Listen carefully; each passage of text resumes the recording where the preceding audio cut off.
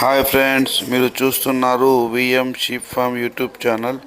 నేను మీ వసీం గులాం ముస్తఫా. ఇక్కడ కనిపించే గొర్రెలు ఒక 45 అయితే ఉన్నాయంట.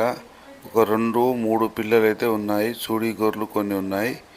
వీటి ధర ఇతను 24,000గా జోడీ చెప్తున్నాడు. 12,000కు ఒకటి, 24,000గా జోడీ చెప్తున్నాడు.